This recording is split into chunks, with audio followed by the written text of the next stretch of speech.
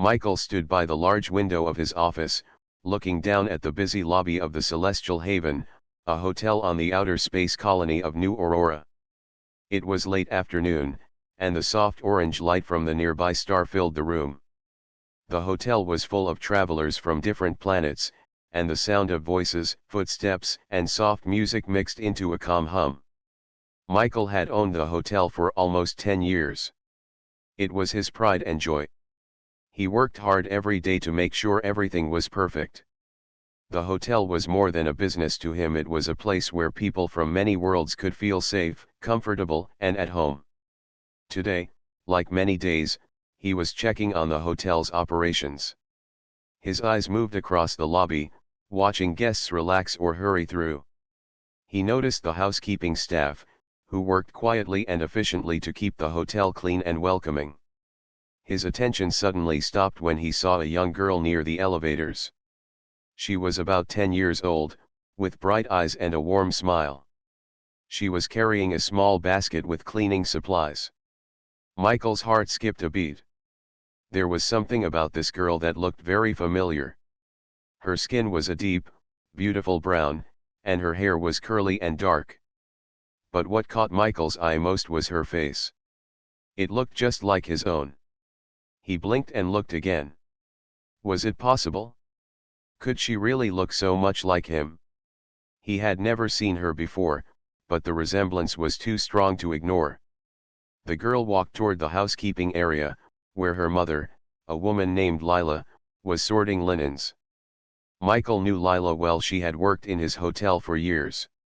She was quiet, hard-working, and kind. But he had never met her daughter before.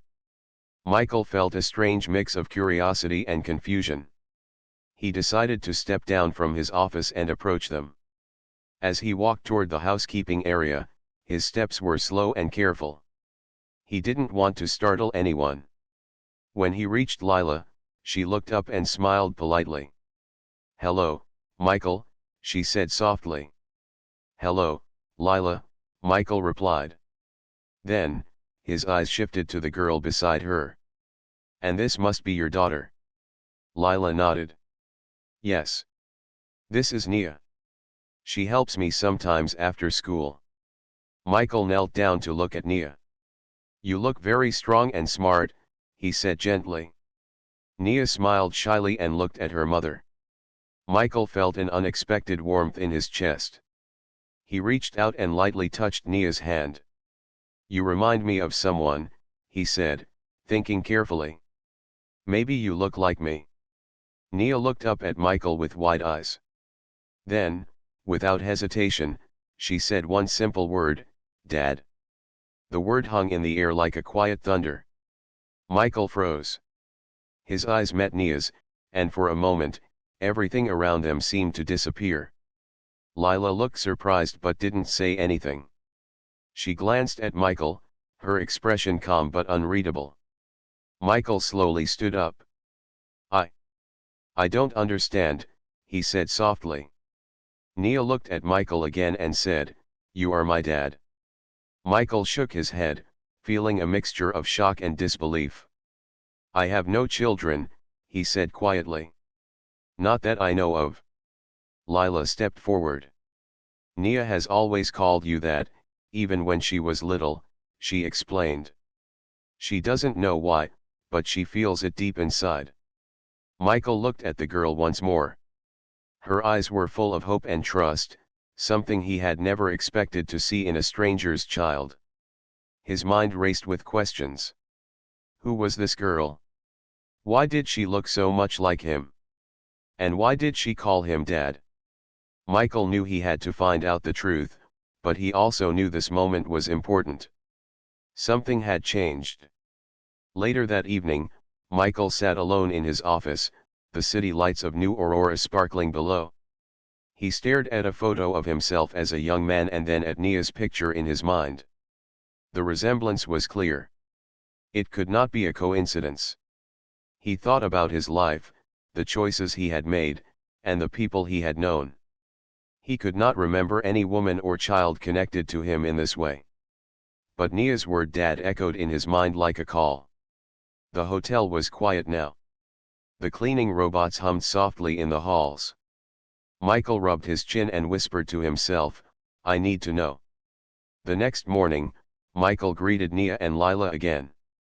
This time, he smiled more warmly. Nia, he said, would you like to help me around the hotel today? Nia's eyes lit up. Yes, please. Michael felt something new inside, hope, maybe. He would protect this girl and find the answers, no matter where they led.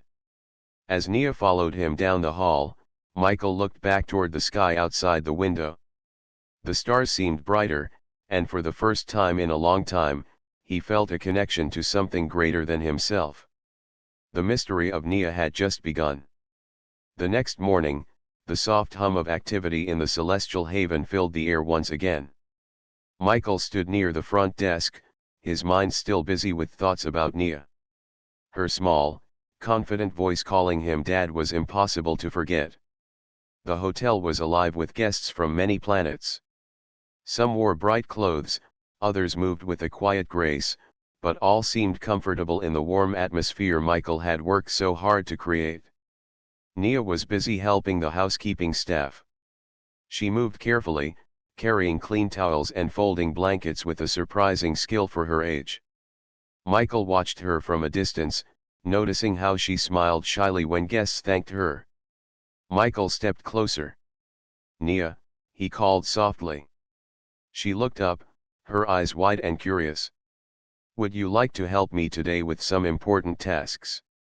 Michael asked. Nia nodded eagerly. Yes, Mr. Michael. He smiled. You can call me Michael. No need for Mr. Nia smiled back. Okay, Michael. As they walked through the hotel, Michael asked simple questions. How long have you lived here? Since I was little, Nia replied. Michael's mind wandered. Was it possible she had always been close without him knowing? They reached the hotel garden, a small but beautiful space with colorful plants from many worlds. Michael stopped and turned to Nia.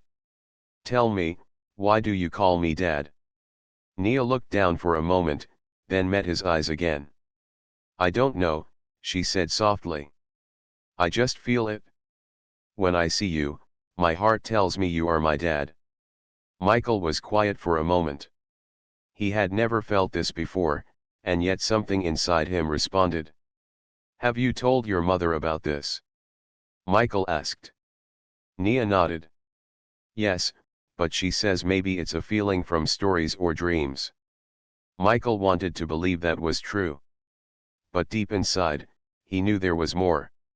Later that day, Michael sat in his office, looking at the small, worn photograph of Nia that Lila had given him.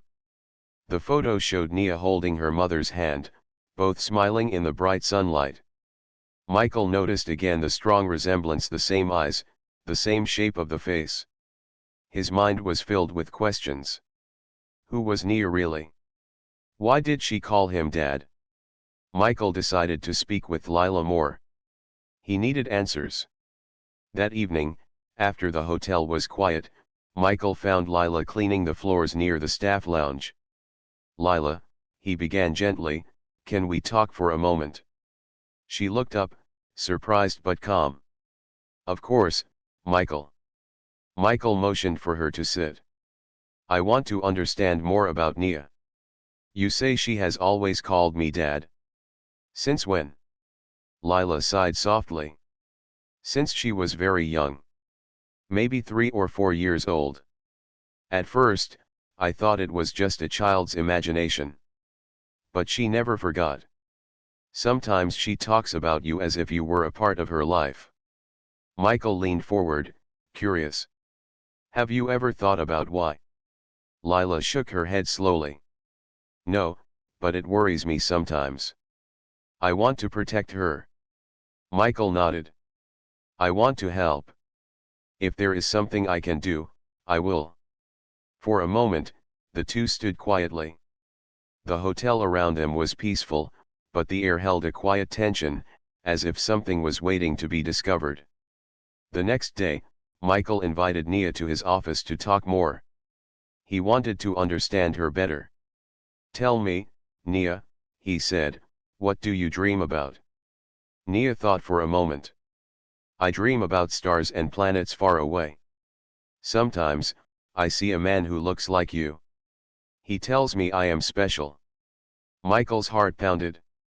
Could those dreams mean something more than just imagination? He smiled gently. "You are special, Nia. And I want to be here for you." Suddenly, Nia's eyes shone bright. She took a small step forward and said quietly, "Michael, I want to know you. Not just as the hotel owner, but as my dad." Michael felt a deep emotion. He nodded slowly. "I want that too." From that moment, something between them changed. Michael realized this was not just a coincidence or a strange feeling. It was the beginning of a connection that would change both their lives. Days passed, and Michael spent more time with Nia. They explored the hotel together, talked about dreams, and shared stories. Michael taught her about the stars, about the colony, and about hope. Nia listened carefully, her bright eyes full of wonder. One afternoon, as they stood on the hotel balcony watching the twin suns set, Michael felt a calm he had not known in years. Maybe, he thought, family is not just about blood, but about the heart. But even as he thought this, a question stayed in his mind: how could Nia look so much like him? And why did she call him Dad? Michael knew he had to find the answers. Not just for himself, but for Nia. The mystery was deep, and the truth might be hidden in places he never imagined. For now, though, he would protect the girl who had called him Dad out loud, a word that changed everything. And so, in the quiet hotel on the edge of space, a new story began. Michael could not stop thinking about Nia. The more time he spent with her, the stronger his feeling grew that something very unusual was happening. Nia's face, her voice, even the way she smiled, all seemed to connect to him in ways he could not explain. One evening, as the colony's twin moons rose high in the sky, Michael sat in his office looking over old hotel records and employee files. But none of these gave him any answers about Nia's past. He knew he needed proof, something clear and true that could explain the mystery. The next morning, Michael made a decision. He would arrange for a DNA test. It was the only way to know if Nia was truly connected to him. Michael called the colony's medical center and asked for the fastest way to get DNA samples taken and tested. The doctor on the line, Dr. Ramos, was surprised but agreed to help after Michael explained the situation carefully. The test would be private, confidential, and quick. Michael felt both nervous and hopeful. When Michael told Lila about the test, she looked surprised but did not say no. "I want to know too," Lila said quietly. "For Nia's sake." The next day, Michael and Lila took Nia to the medical center. The place was clean and bright, filled with soft lights and calm voices. A nurse named Myra greeted them. She was gentle and kind, and she explained the procedure to Nia carefully. "It's just a little swab inside your cheek," Myra said with a smile. "It won't hurt at all." Nia nodded bravely. She sat still as the nurse carefully took a small sample from inside her mouth. Then, Michael gave his sample the same way. After the procedure, Michael held Nia's hand. "Thank you for trusting me," he said softly. Nia smiled up at him. "I want to know the truth," she said. The test results would take 2 days. During that time, Michael tried to act normal, but his mind raced with all possible answers. Could Nia really be his daughter? Or was it some strange coincidence? When the call came from Dr. Ramos, Michael's heart pounded. "Michael, the results are ready," Dr. Ramos said on the secure line. "Please tell me," Michael said, trying to stay calm. Dr. Ramos cleared his throat. "The DNA markers show a direct genetic link between you and Nia." Michael closed his eyes. The words felt heavy but real. You and Nia share the same genetic markers, Dr. Ramos continued. The probability of this connection is almost 100%. This means, biologically, Nia is your daughter. Michael sat back, overwhelmed. So many questions raced through his mind. How could this be? He thanked Dr. Ramos and ended the call. He looked at the stars through the window, feeling both lost and amazed. Later that day, Michael met with Lila and Nia in the hotel garden. He took a deep breath and said, "The test is clear. Nia, you really are my daughter." Nia's eyes filled with tears. "I knew it," she whispered. "I felt it all along." Lila looked at Michael with mixed feelings: relief, sadness, and something like fear. Michael reached out and took Nia's hand. "We will figure this out together." But Michael knew that the answer was only the beginning. He needed to find out how this had happened. He started digging into his past, searching for any clue. He found an old letter from years ago, hidden among his papers. It was from a government agency he had never heard of before, the Human Advancement Project. The letter was vague but mentioned genetic research and the use of volunteers for an important experiment. Michael's heart raced. Could this be connected to Nia? He found the address of the project's archives on New Aurora, a secretive place with limited access. The next day, Michael went there. The building was old and guarded. Inside, the air smelled of cold metal and old paper. A woman named Tara, the project's archivist, greeted him with surprise. "Michael, I've heard of you," she said. "But why are you here?" Michael explained about Nia and the DNA results. Tara nodded slowly. "There were experiments here years ago, involving human cloning and genetic research. Some volunteers gave their DNA without fully knowing the risks." Michael felt a chill. "Was I a volunteer?" Tara checked her records and looked back with a serious face. "According to this, your genetic material was used to create several test subjects. Most were never born, but one survived." Michael's eyes widened. "Was that Nia?" Tara hesitated. "The records don't say names. But the timeline matches." Michael left the archive with a heavy heart. He thought about Nia, the little girl who called him Dad out loud. She was more than a coincidence, she was part of something bigger.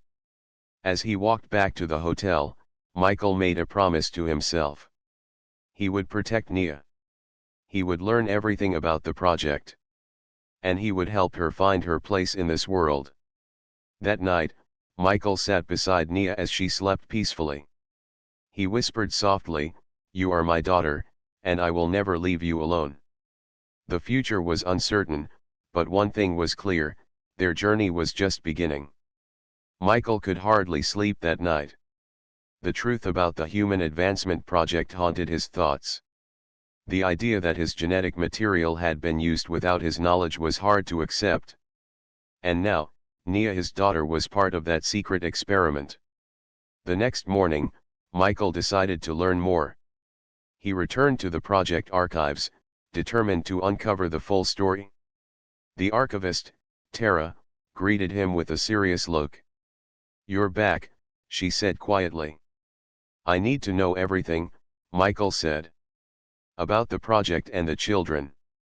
Tara nodded and led him to a secure room filled with digital records and old files. She explained, "The Human Advancement Project began many years ago. It was a government effort to create stronger, smarter humans. They wanted to prepare for the challenges of deep space travel and harsh planets." Michael listened carefully. "How did they do it?" "They collected DNA from volunteers," Tara said. "Some knew the full plan, but many did not. The scientists used cloning technology and genetic editing to create new lives with special abilities." Michael's heart beat faster. Abilities. "Enhanced strength, faster learning, stronger immune systems," Tara answered. "The goal was to help humanity survive in difficult places." Michael asked, "Why was my DNA used?" Tara hesitated. Your DNA had qualities they wanted: intelligence, resilience, kindness. You were selected without your knowledge. Michael swallowed hard. And Nia? Is she one of these experiments? Tara nodded. She is one of the few who survived the process naturally. The project ended years ago, but some children were placed in families to live normal lives. Michael thought about Nia, her laughter, her bright eyes. He could not imagine her as a test subject. But why would they hide this? Michael asked. Because the project was controversial, Tara said. Many believed it was unethical to create humans this way. The government stopped the project and erased most records. Michael felt a wave of anger and sadness. I need to protect Nia from this. Tara gave him a small data chip. This contains everything we could recover about the project. Michael took it carefully. Thank you. This will help. Back at the hotel, Michael studied the data. He saw pictures of test subjects, reports of experiments, and notes about the technology used. One thing was clear: Nia was special. But she was also at risk. The project had enemies, people who wanted to control or destroy the experiment's results. Michael decided to tell Nia and Lila the truth, gently. That evening, he gathered them in the hotel's small lounge.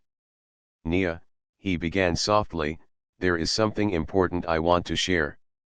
Nia looked up, curious but calm. Michael showed her the photos and explained the project. At first, it might seem scary, he said. But you are not just a project. You are my daughter. I love you. Nia smiled, a mix of relief and pride in her eyes. I am glad to know who I am. Lila reached out and held Nia's hand. We will face this together. The three of them sat quietly, feeling closer than ever. Days turned into weeks.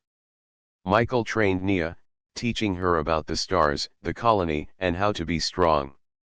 Nia learned quickly, her mind sharp and her body strong. She was proud of who she was becoming. But Michael knew the project's past could catch up to them. One afternoon, as Michael was reviewing hotel security footage, he noticed a strange figure near the entrance, a man in a dark coat, watching carefully. Michael's heart raced. Was this someone from the project? A threat? He decided to increase security and keep Nia close. One night, the strange man returned and tried to enter the hotel. The guards stopped him and asked questions, but he refused to leave his name. Michael contacted the colony authorities, but the man disappeared before they arrived. Michael realized they were being watched. He told Nia, we must be careful. Some people want to take you away. Nia nodded bravely. I will not be afraid. Michael smiled proudly. Good. Together, we are strong. The danger was real, but so was their love and courage. Michael made plans to move Nia and Lila to a safer place outside the colony, where they could live free from fear. As he packed his things, he looked at Nia and said, we will face whatever comes, together. Nia hugged him tightly. Thank you, Dad. Michael's heart swelled with hope. In a universe full of mystery and challenge, one truth shone bright: family is chosen, made with love, and stronger than any secret. The days following the discovery of the mysterious man watching the hotel felt tense. Michael moved quickly but carefully. He knew that Nia's safety was the most important thing now. He spent hours talking to trusted friends and colleagues at the hotel. He explained the situation, but he did not want to cause panic. The fewer people who knew about the secret, the better. Michael decided that the best choice was to leave New Aurora for a while, a quiet place where Nia, Lila, and he could be safe and start a new life. He began making plans for their escape. One morning, as the sun's soft light spilled through the hotel windows, Michael gathered Nia and Lila. We need to leave soon, he said quietly. There are people who may come looking for Nia. Lila nodded, her eyes steady but worried.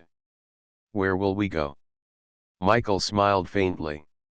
I have a friend on a nearby planet called Alara. It's peaceful, with little traffic and no connection to the project. Nia looked up, curious and excited.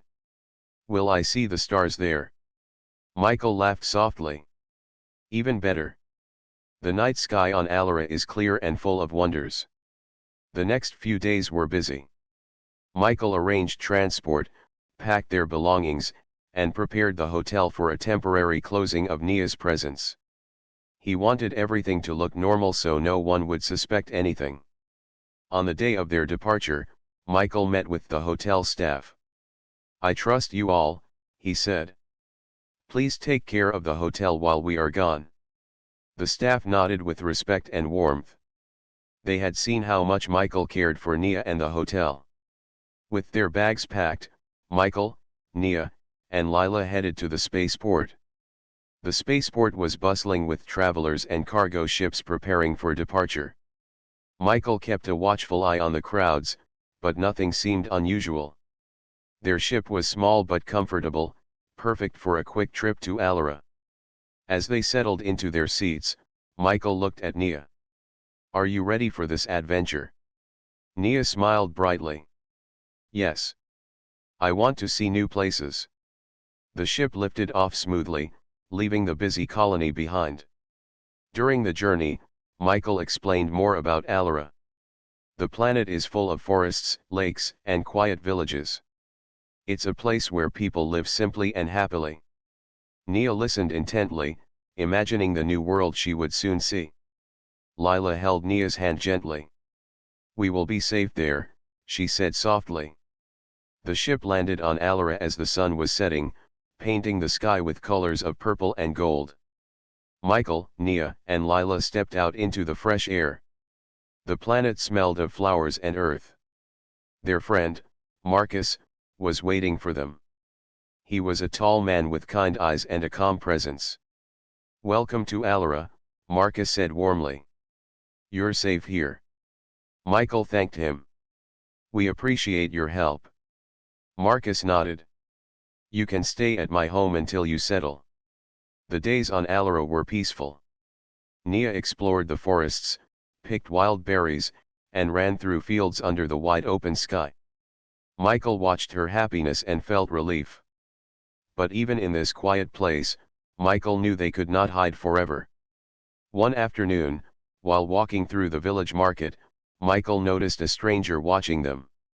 The man was dressed simply but had sharp eyes that seemed to miss nothing. Michael's heart raced. He felt the same fear as before. He quickly pulled Nia and Lila aside. We need to be careful, Michael whispered. This place may not be as safe as I hoped. Lila looked worried. What do we do now? Michael thought for a moment. We must find out who he is and why he is here. That night, Michael stayed awake, watching their small home. He checked the data from the hotel's security systems, hoping to find clues. Suddenly, his communicator beeped. It was a message from Tara, the archivist. Michael, I found something important, her voice said. There are files in the project database you haven't seen. I will send them now. Michael quickly opened the files. Inside, he found information about a group called the Seekers, people who wanted to control the project's children and use their abilities for their own gain. The files said the Seekers had agents all over the colonies and planets, always searching. Michael's blood ran cold. He showed the files to Lila and Nia the next morning. This is who is after us, Michael said firmly. We cannot stay in one place for too long. Nia looked scared but nodded. I want to be strong, Dad. Michael smiled gently. You already are. The days that followed were filled with preparation. Michael taught Nia basic self-defense and how to be aware of danger. He contacted Marcus to help protect them and find safe places to move if needed. Lila stayed close to Nia, comforting her and sharing stories about courage and hope. The small family grew stronger, united by love and purpose. One evening, as they watched the sunset together, Michael promised, "No matter what happens, I will protect you." Nia looked at him with trust shining in her eyes. "I believe you, Dad." The future was uncertain, and the danger real. But Michael knew one thing clearly: together, they could face anything. And their journey, full of challenges, discoveries, and hope, was far from over. The peaceful days on Alara did not last long. Michael knew the seekers would not stop until they found Nia. Their presence was a shadow over every moment, even in the bright sunlight and quiet forests. One morning, Michael woke to a soft knock at the door. He opened it slowly and saw Marcus, his friend, looking serious. "Michael, we have trouble," Marcus said quietly. "I saw unfamiliar ships in orbit above the planet. They don't look friendly." Michael's heart sank. "The Seekers?" Marcus nodded. "Most likely. They are searching for someone and they may have traced you here." Michael closed the door and called Lila and Nia. "We need to prepare," he said. "They are coming." Nia looked at him bravely. "I want to help." Michael smiled at her courage. "We will all be ready." Marcus suggested they move to a hidden safe house deep in the forest, far from the village. The journey was quiet and tense. Nia stayed close to Michael and Lila, her small hands holding theirs tightly. When they arrived, the safe house was hidden beneath thick trees and vines. Inside, it was simple but secure. Michael set up communication devices to monitor the skies. Hours passed with only the sounds of wind and leaves. Then, in the late afternoon, the first ships appeared above the treetops. Michael watched from a small window as sleek black ships moved silently through the sky. "They are here," he whispered. The Seekers had come. The night was long. Michael stayed awake, guarding Nia and Lila. He checked his weapons and made sure everything was ready. Nia asked softly, "Dad, what will happen?" Michael held her close. "We will be strong. We will protect each other." As the sun began to rise, the ships landed nearby. A team of Seekers in dark uniforms moved quietly through the forest. Michael knew a confrontation was coming. Suddenly, there was a noise outside. A branch snapped. Michael grabbed a small weapon and motioned for silence. The door burst open. The Seekers entered. Michael stood in front of Nia and Lila, ready to defend his family. The leader of the Seekers, a tall woman with cold eyes, stepped forward. "You have Nia," she said. "Come with us peacefully, and no one will be hurt." Michael's voice was steady. "Nia is not a weapon. She is a child and my daughter." The woman's face showed no emotion. "You do not understand. Nia's abilities belong to us." Nia stepped forward bravely. "I am not yours." Michael's heart swelled with pride. He knew Nia was strong, but he also knew they were outnumbered. Suddenly, Nia's eyes glowed softly. Michael gasped. She moved quickly, dodging one of the Seekers and grabbing a small device from the floor. The device sent out a bright light that made the Seekers stagger. Michael took the chance to pull Nia and Lila toward a hidden exit. They ran through the forest, the sounds of pursuit close behind. Nia's heart pounded, but she felt alive. Michael guided them to a secret cave he had discovered during earlier visits to the forest. Inside, the cool air was quiet and safe. "We can rest here," Michael said, catching his breath. Nia looked at him. "I want to fight back." Michael nodded. "We will find a way." Lila hugged Nia tightly. "You are brave, my dear." The family stayed in the cave, planning their next move. Michael used the data chip from Terra to learn more about the Seekers' weaknesses. He discovered they depended on a central base on a distant asteroid. If Michael and Nia could reach that base, they might stop the Seekers for good. "It won't be easy," Michael said, "but we have to try." Nia's eyes shone with determination. "Let's do it." The plan was dangerous, but hope burned bright. Michael knew their journey was no longer just about running, it was about fighting for freedom. As night fell, Michael looked at the stars through the cave's small opening. He thought about the past, the secrets, and the future. Nia sat beside him, her small hand in his.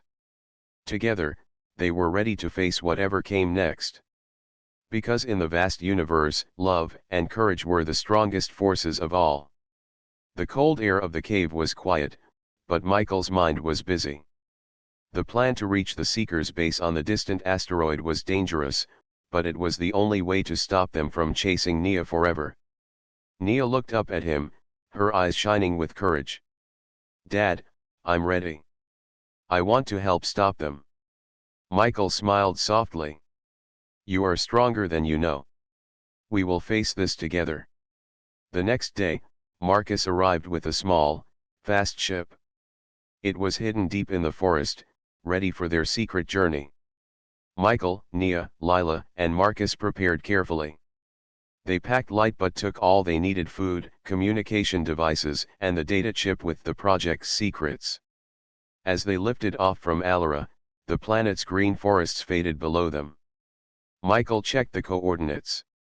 "The asteroid base is far, but we'll get there quickly if we avoid the main space routes." Nia sat beside him, her fingers gripping the edge of her seat. "Do you think we will win?" she asked quietly. Michael looked at her with steady eyes. "We have to believe we will."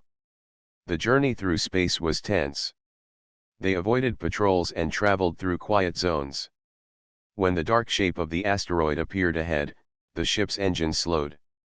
Michael's heart pounded. The Seeker's base was large and well guarded. Marcus checked the sensors. "There are many ships and guards around. We must be careful." Michael nodded. "We will land quietly and find a way inside." They landed the ship in a hidden cave near the base. The asteroid's rocky surface was cold and rough. Michael led the group carefully toward the entrance. Inside, the base was a maze of metal halls and bright lights. The sound of footsteps and voices echoed through the corridors. Michael used the data chip to navigate, avoiding cameras and guards. Suddenly, Nia stopped. "Dad, I hear something." A door opened nearby, and a group of Seekers walked by. Michael held his breath. They waited until the group passed, then moved forward. Deeper inside the base, they found a control room full of computers and equipment. Michael quickly connected the data chip to the main system. On the screen, files appeared showing all the experiments and the plans of the Seekers. "This is the proof we need," Michael said. "If we can send this to the colonies, everyone will know the truth." Suddenly, alarms sounded. The Seekers had discovered them. Michael looked at Nia and Lila. "We need to get out now." They ran through the corridors, chased by guards. Nia used her quick thinking and skills to help them avoid capture, her eyes glowing with determination. As they reached their ship, Michael heard footsteps behind them. He turned and faced the leader of the Seekers, the cold woman from before. "This ends now," she said firmly. Michael stood tall. "No. This ends when the truth is known." Nia stepped forward, her voice strong. "We are not your property. We are free." The woman hesitated, surprised by their courage. Michael took the chance and signaled Marcus. The ship's engines roared to life, lifting off the ground. The Seekers fired, but the ship moved quickly into space. Michael breathed deeply as they escaped. As they left the asteroid behind, Michael sent the data files to the colonies and news networks. Within hours, the truth spread like wildfire. People everywhere learned about the Seekers, the secret experiments, and the children like Nia. The government was forced to act. The Seekers were shut down, and those involved were arrested. Back on Alara, Michael, Nia, and Lila watched the news with relief. Nia smiled, feeling free for the first time. Michael looked at her with pride. "You are brave and strong. I'm so proud of you." Lila hugged them both. "This is a new beginning." The days that followed were full of hope and healing. Nia joined a local school, making new friends and learning about the world. Michael continued to run the hotel from afar, knowing he had found something more important: a family. They still did not have all the answers, but they had each other. One evening, Michael and Nia sat outside under the stars. Nia looked up, her eyes bright. "Dad, thank you for never giving up." Michael smiled. "I never will. You are my daughter, and I love you." The stars above seemed to shine just for them, a symbol of the journey they had traveled and the future they would create. In a universe full of mysteries, Michael and Nia had found something true and lasting: the power of love, courage, and family.